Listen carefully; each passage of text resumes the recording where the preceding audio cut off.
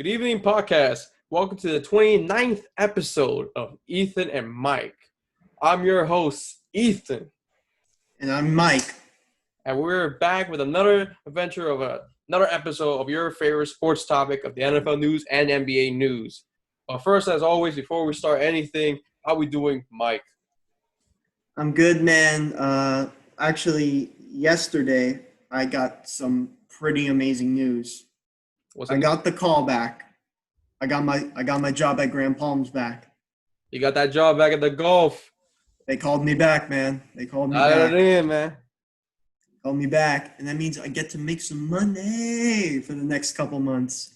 Congratulations, you got a job back. The same job you just gave back is like, all right, we're going to hire you again. Come on, man. Hey, 100%, you know. Welcome back to the workforce, you know. We're also hustling for this, you know. Yeah.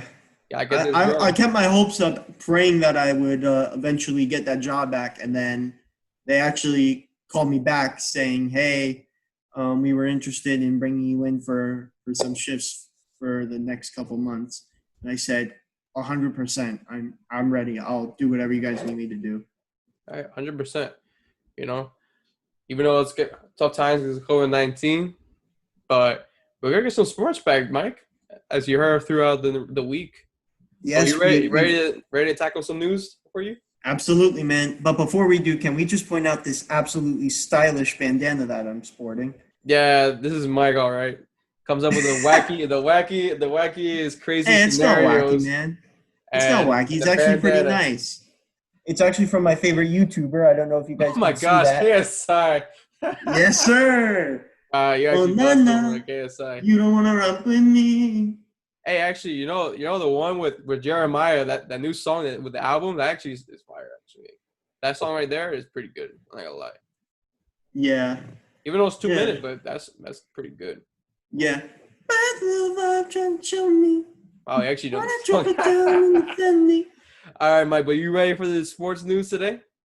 Absolutely, man. Let's get right into it. All right, let's start off with Monday's news. So Dak Prescott finally got everyone's to relax on his contract. He signed his franchise tag that will keep him in Dallas for a year, $31.5 million in contract. Not worried it's $40 million, but if you've seen his Instagram, you can see with the Dallas Cowboys hat. It was like, I'm back, everybody. Mm-hmm. Getting ready for the rodeo. But the real question, though, is, Mike, will he sign? And Dallas, will they sign a long-term contract before July 10th? Or will Dak Prescott just have his franchise tag for just the year and then they gotta sell it for next year? And how will Dak take it? Wow, tough question to start off the episode. Very, very interesting, you know? I can see Dallas giving him an offer, but I don't think it's going to be for more than maybe 3 or 4 years, 2 at the least. So I can see him like signing that option, but within the next maybe 2-3 years, he's not going to be playing in Dallas. Interesting. That's an interesting point there, because they go sign Amari Cooper, they lock him up, and they lock Ezekiel Elliott up. Right. But with Dak, I don't know. Everyone keeps saying he's like average quarterback, or he might be a little bit elite or a little bit not too good of an average quarterback. Which to me, for Dak, I know he wants $40 million, but I don't know if he's worth that money. Which I'm glad he actually signed. Which I'm glad he's glad they got that $31.5 million at least. He got paid at least, you know, than what he bargained for. But for a long-term contract, though, it's kind of hard because they already signed 2 great players, Elliott and Amari Cooper. Like I said again, with a long contract, it's kind of hard for Dallas to even sign Prescott for extra years, you know. So I mean, would I see a contract? Probably not. I probably see him play throughout the year with the franchise tag, $31.5 million, and then there's going to be another offseason where will Dak stay with Dallas Cowboys in the near future? I'm going to say yes, because although they have Andy Dalton as a backup quarterback, you never know if he will be there or not, you know? Exactly. That's Yeah, what I. like that, and that's basically what I was saying. Like I expect them to make an offer to Dak. However, I expect him to say no. I want more money, and then they're not gonna talk and have any further discussions, and then he's gonna sign somewhere else in 2021. 2021. Okay, that's a statement right there for that episode, Mike. 2021, Dak will be somewhere else. So if he does go somewhere else, where will you see him likely? Um, Since I you want, mean, likely I can probably see him. Oh, there's a bunch of spots he could go. you see a spot in Cleveland? Possibly, but I think what would make more Of a sense, realistic sense. Steelers.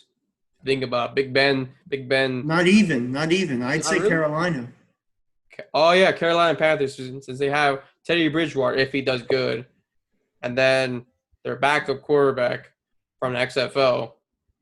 EJ Walker, Okay, wait. Houston Roughnecks.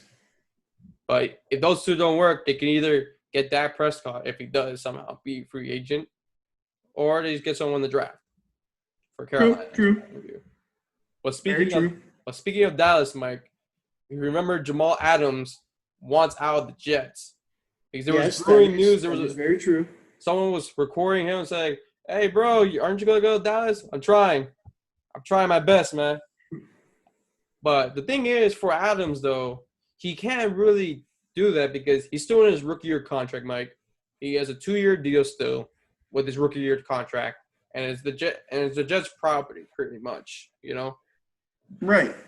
Adams doesn't have any like type of right as of right now as a player because of the contract he's in right now at this point in time. But after the 2 years, then he can decide if he wants to leave or trade, you know, get any value. And Gase wants to get him back for the Jets. He said like he wants Jamal on the team, man. That's what he said to the media, you know. But overall, it was kind of questionable, you know. It was very questionable how Jamal feels about the Jets, but the Jets are still like always together with him, you know. Yeah. But overall, I just feel that Adams is like unsettled there. Like he feels like Jets aren't going anywhere. But although they did good in offensive line and with Sam Darnold. But I want to hear your perspective on that. That's just my perspective on Jamal Adams. I think he should stay for the 2 years, and then if he wants to be out, then go out. Or just ball out for the next 2 years and see what he gets. Yeah, this is a particularly interesting situation for the both of us, seeing as that we're both Dolphins fans and he's competing within our division. So honestly, I can see this as a gigantic win for us because he's a very tough and physical safety. Mm-hmm. He's locked down. He reads the eye of the quarterback exceptionally well, and that's going back from his college football days at LSU, home of the Tigers. And yeah, I heard that he did request a trade, so he does want out of New York. I feel like things aren't really going the way like he wants to, and I don't think that they're playing him at his full capacity in New York. So he said his top 2 trade destinations are Baltimore and Dallas. Both I can see as completely logical. You know, up in Baltimore, he can play alongside Earl Thomas. He can play alongside what's his name, Marcus Peters, and with that great defensive squad. And then in Dallas, I can see the same thing. He can go there to replace to replace Byron Jones, who signed with us in this year's offseason. So he can go there, and he can make that squad a lot better than it was this past year in 2019. So again, it's a waiting game. So it comes with time. So obviously the Jets are probably going to try and convince him, no, it's okay. Trust, we're gonna be okay this year. But he can say, no, I've been here for what, two years now already, and this really it hasn't gone the way I wanted it to, and I want out. I'm opting out. But the Jets, they still have rights for him as of right now. Exactly, because he's still under contract. So if they were to let him go, they would have to either release him or trade him. Now see, Baltimore and Dallas, all right? So Baltimore, I can see a more logic opinion Yeah, there. same here. That is like more of an argument there. When you talk about Dallas, it's kind of hard to put Jamal Adams with Dallas because, as you remember, Dallas signed Elliott for a long contract. Right. They signed Cooper, and they're just going to sign Prescott with that franchise tag. So you're trying to figure out because Adams wants a lot of money, if you remember that. So Right. Yes, he does. getting a trade with Dallas and the Jets is not going to be a good idea for Dallas's mind because they won't have money for Adams that he wants to be paid for, you know? Right. That's the problem Adams. with the Cowboys with trying to get Adams. But for Baltimore, Yeah, I can see a logical way there, you know? I could see that Right. happening more than going to Dallas. That's how I feel for Adams. And now with Adams' case, I just feel he needs to just work it out, you know? Just work it 2 years. I know it's going to be tough. It's like he's being disgruntled with the team, but I just feel he stays there for 2 years, balls out, and gets his profit up there, and then teams will be interested in him if he wants out with the Jets by that time. Right. Maybe because he wants the money now since he's like an elite player after the first 2 years, which I can understand that. He's been improving since his rookie season and his sophomore season. But I just feel like just work out the contract more a little bit and then just fall out and then you get your money. You definitely get your money, I feel. Exactly. That's how I feel. But I can understand his point in time because football is just another game that one game could get you out for the rest of your life. You can never play football again, you know? Exactly. Which I understand everybody's point of view on that, you know? Because everybody's trying to get the banks before their knee busts out or their elbow or they torn ACL. And ACLs are pretty dangerous to get hurt, you know? Yeah, one injury and you're basically done. You could be done or you can keep going. Cases. Or in some cases, you keep going, you know? Yeah, but you'll never be the same as you used to be. I mean, look at Frank Gore. Look at what happened to him in college as a freshman. He played great. He balled out. He balled out with the 49ers. I think it was his sophomore year where he bust like both of his legs or something. Mm-hmm. And he never really had that same burst or speed that he used to. Oh yeah, but he still shows like very little bits of flashes of it now in the NFL, especially towards the later stages of his career. Well, then again, if you remember the 49ers, he was really balling out with the 49ers. That's true, yes. About that. That's true.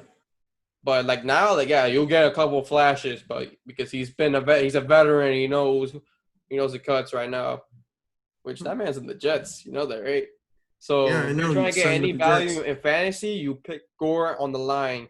At the 1 yard line, they're definitely gonna give it to Gore. He's good on the line. For sure. For anything for fantasy players that are listening right now. And yes, I use a quote from Bogard. Shout out to Bogard, man. So check out the episode we were just on 2 days ago. The link will be on the description down below. And also, Mike, the Hall of Fame game got canceled this year. I heard it was supposed to be Cowboys and Steelers. And then the Shrine moved back the next year following. Now that makes us wonder: will there be more preseason cancel? Or will the whole entire season will end, or it will never happen? Because training camp will happen July 28th for sure. All teams have to come back July 28th, which is gonna be interesting how they will do the training camp, especially with COVID-19. Try not to touch everybody or like breathe with a mask, you know. But it's gonna be difficult. But do you see more preseason games getting canceled? Yeah, I do, because I expect the NFL to play a full season, and they are trying to work a way to allow some fans into the stadiums with social distancing. But again, it's for not only the fans, but the players and the organization's safety. So I do see them eliminating more preseason games. I heard that they were talking about that in order to get like the full NFL season played, including playoffs and the Super Bowl. Because it's a long season. It goes from September to late December, early January, first day of January, and then the playoffs start like the second weekend of January or something like that. Yeah, usually the beginning of January, the second week of January, correct? Right, and then you go into the divisional games, and then you go into the championship games, and then you go to the Super Bowl, which is in February. Mm. So it's a long season, and it's going to be tough, especially with all the social distancing measures and guidelines, and the whole COVID-19 scenario going on. So I do want a full season to be played, but if it does have to be canceled, then again, I understand why. Yeah, I totally agree. I really see the preseason games going to be more canceled, although I would wish to have the preseason games. Health comes before anything, as always. Even the preseason games will be fun because it's like a preview before the actual Yeah, football exactly. actually You get to starts, you see, know? yeah, exactly. You get to see some of the rookies go out and try and compete for starting jobs. You go out and see your favorite veterans just continue to improve Exactly. and work on their games. And you know how when you watch it down here at CBS4, Mike, when you watch, you get to see Bob Greasy, Jason Taylor, and then you Yeah. get one of the Fox analysts. I think his first name is Dick. No lie, I think his first name is Dick. I'm pretty sure he's a Oh my Fox God. sports Yeah. analyst, but I know he Dick does the Stockton. That's Dolphins. his name. Dick Stockton. Yeah, Dick Stockton. He's the main commentator on that. Yeah, and you also get Nat Moore, who was a legendary wide receiver in the late '80s for the Yeah, Dolphins. Nate Moore, yeah, and Jason Taylor, and Bob Greasy's there too. Yeah, Bob Greasy. Just You our know, back my then. dad actually went to school with his son Brian. Wow. Oh, Brian Greasy. Yeah, my dad went to school with him. Mm. Too bad he couldn't win one in Carolina. That really sucks there. He was For certain. But there will be regular season games. I feel like that will happen. mhm. Especially but speaking of the Steelers, now Big Ben openly admitted that he was struggling with alcohol and porn, which is odd to say, you know. He openly admitted that through a Christian like virtually Christian media. It was like that was interesting how Big Ben was struggling with alcohol and porn, especially when he has like a wife and kids, you know. It's kind of odd, you know. You think that's Yeah, I think, and I don't mean to cut you off. I think again, I think he was just going through a rough time in his not only in his career but in his personal life. And again, that happens. That happens to all of us. You know, we go through things. You know, we suffer. We feel pain. We feel desperate. We feel abandoned. We feel alone. And you know it's normal. 'Cause it's normal. It was probably happened in, like, I want to say maybe high school or college. I think he said it happened to him. yeah. And again, that's when we're like still trying to develop and mature and trying to figure out who we are. I'm still trying to do it, and I'm much like you. I'm pretty sure you're still trying to figure out who you are. So, you know, honestly, it was really, really, I don't want to say emotional, but or cool. It was just really, really eye Yeah. opening to hear what he had to say. Because, you know, we all go through that, and even as an adult, that he still goes through that sometimes. You know, it it never really ends. If you get what I'm trying to say. Yeah, I understand. Yeah, 100%. I just feel since that injury that Big Ben has gotten, it's like he hasn't played on the field in a while. But I just feel like he'll go overcome it. I think he just wanted to admit that so he gets off his chest so it doesn't like be in his head for long. I think he just wanted to open up and like feel like get all the craziness out of his mind, you know. I just feel hmm like he would say something like that. I think that's the reason why he would say that. Especially in a Christian church like that, you know. Virtually in Christian church. Yeah, and it takes a lot to openly admit that to other people when you know that you can barely admit it to not only yourself but your friends and your loved ones and the people you hold close to you and the people who hold you close. And so just to hear him openly admit that, it just made my respect for Ben Roethlisberger just go up all that much higher. Yeah, 100%. And now the topics that we haven't even discussed in a while, Mike. The NBA is coming back, and they've just released their schedule. Hallelujah.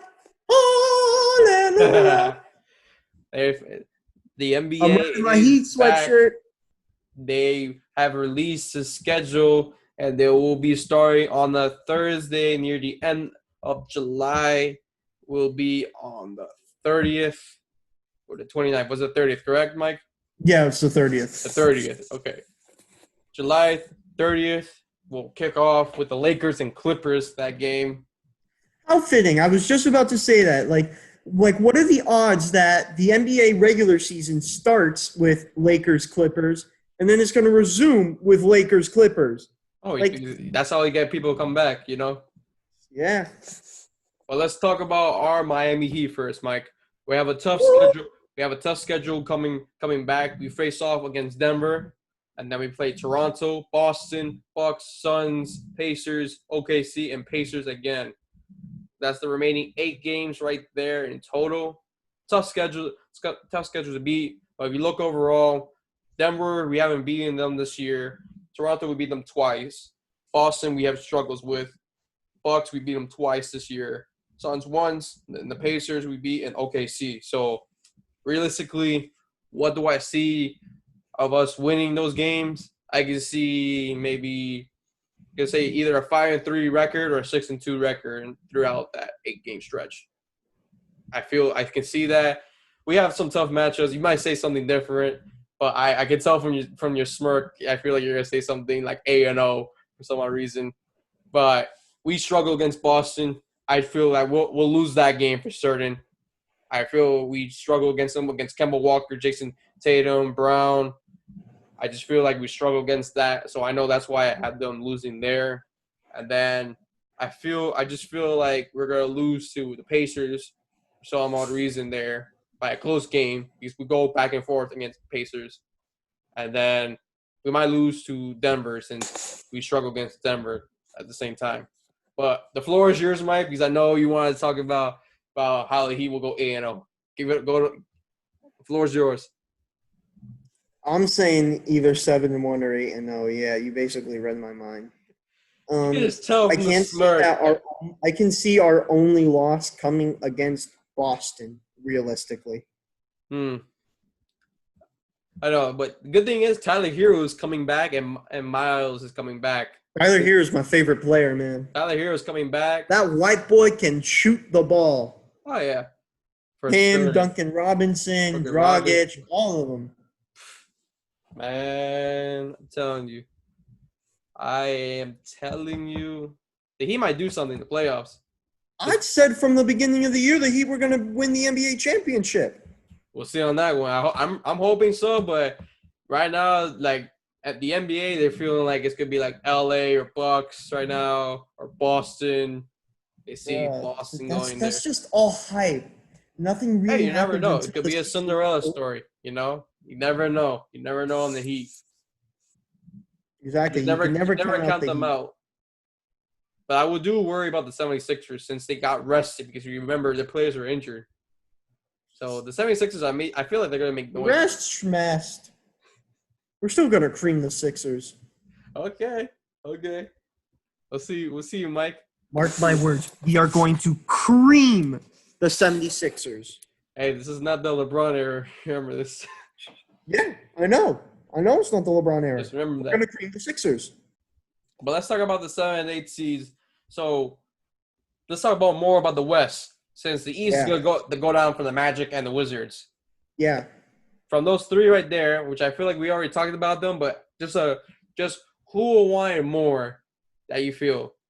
Trailblazers, I can tell you how that goes. The Grizzlies, they have a good schedule. They're coming off. They're 3.5 games above every single team that's below them. They want to be, and they're the best record there, more than the Trailblazers and the Pelicans. And I feel the Grizzlies will have some tough games there, but they can come up with the chip. And then you have the Trailblazers, as you know, Damian Lillard is, you know how he is everything's on his back. And they were on the Western Conference Finals, if you remember last season. So they might get something there, and everyone's healthy again. And then you got the Pelicans, the young core team with Zion, Lonzo Ball, Brandon Ingram. And you got everybody that Drew Holiday, too. But out of those 3 teams, at the end of the day, who gets it and why? So you said it was Portland, Memphis, and New Orleans, right? Yep, because the Suns is really behind. So Portland. Unless the Suns surprise everybody and Devin Booker somehow makes the playoffs, that would be a shocker. But again, they have Portland. a tough I could see Portland getting in as the 7. the 7. And Memphis and New Orleans are gonna battle it out for the 8th seed. They'll have the playoff or play in. They'll have those 2 playing games. And So who gets eliminated 7th, Mike?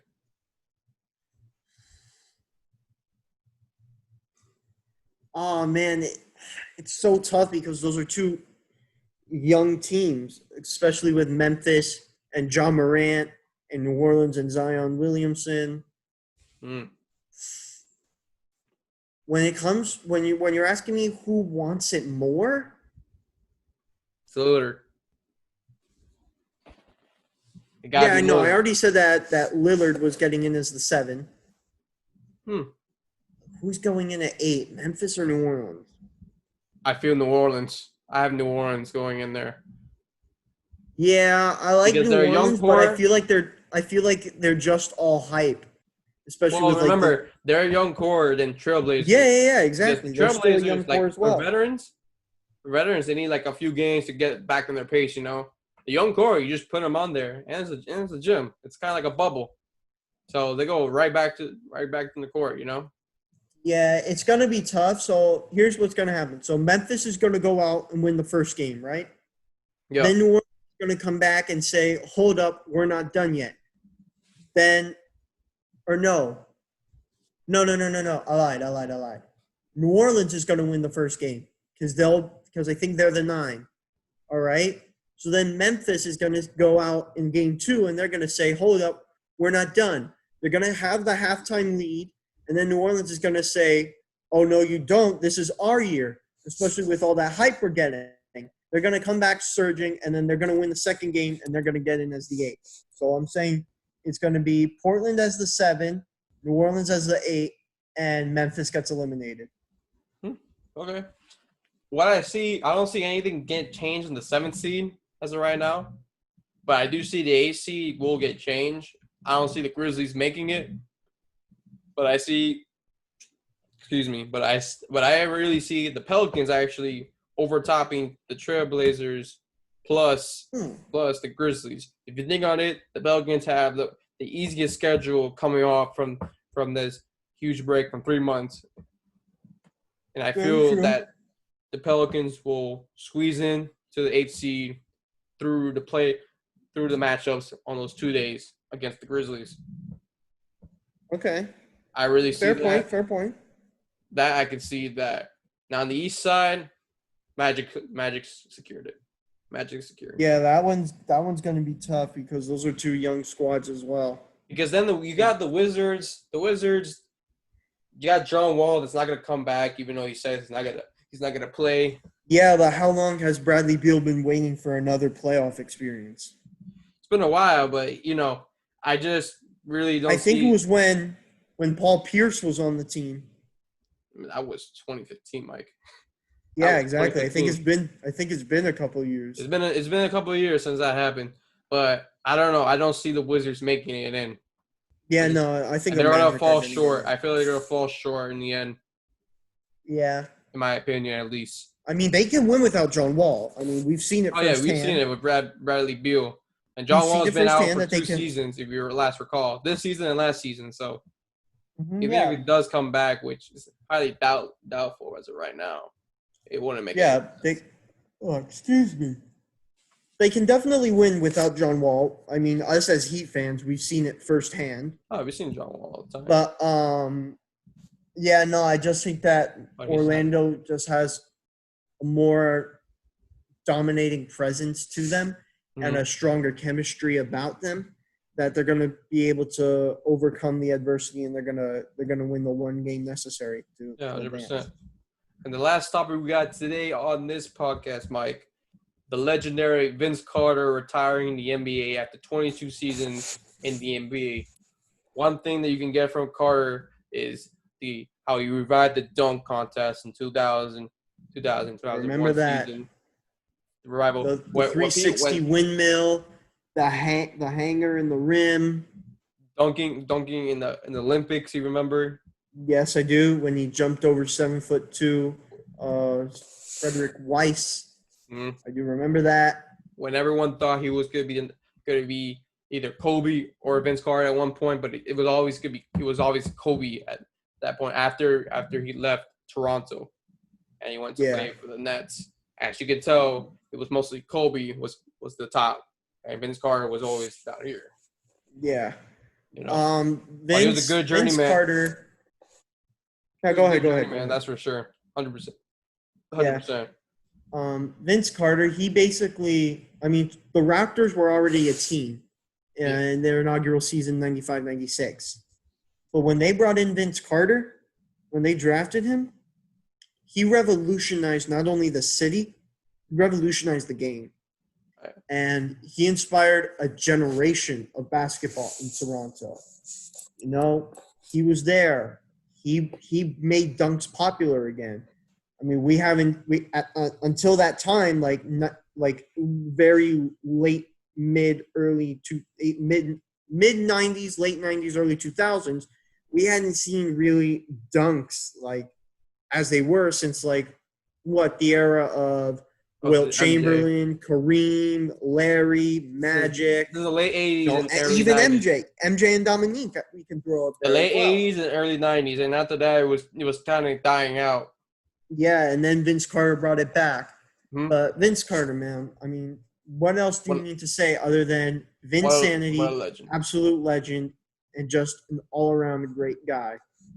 I think, how many teams did he play for in his career? He played for Toronto. Played with a lot of teams. He went to Dallas. The Nets. It was journeyman with the Hawks. Yeah, he played more than 8 teams. He played with 8 teams. Yeah, where did he go? I think he went. He went to Dallas. He went to the Hawks. He's been with the Kings. Yeah, no, I'm trying to remember it in order. I think he went.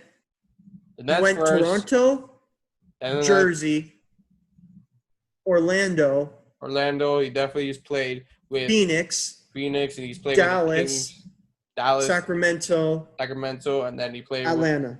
Yep. I think so. I think that was the order. I may be a tad off on that, but no, you're good. You guys who are listening or watching can fact check me if I'm wrong. But Vince Carter, he wasn't one of the greatest players in NBA history. He was one of the greatest guys in NBA history. He would always be the first one to approach you in the locker room and say, "Hey man, welcome to the team. I'm Vince. I know you're new here, so let me show you the ropes," that sort of thing. And then wherever he went, he was always that nice guy. He always tried to be the nice guy, and that's what helped him to be so successful. So Vince, I know you're probably not going to see this or ever hear this, but I just want to reach out and say thank you for not only inspiring the city of Toronto or all the cities you played in, but inspiring us, us as kids, as fans, to grow up to want to watch basketball, to even want to play basketball. You helped make the game what it is today. And so for that, I just want to say thank you, and thanks for all the memories, and best of luck in the future, man. Congrats. Always 100. Certain. But that concludes our episode today of Ethan and Mike. You can also follow us on Instagram, Twitter, TikTok, and all of our major podcasts, and including YouTube, where you can see us live, watching us, how we react, and our faces, all that good stuff. But if you want to hear us on audio, you can always listen to our all major podcasts, such as Spotify and Apple. And until next time. And Anchor. Don't forget about Anchor. And Anchor, too. Don't worry, guys. If in case you have Anchor, you can always watch it there, too. So, in other news, I'm Ethan.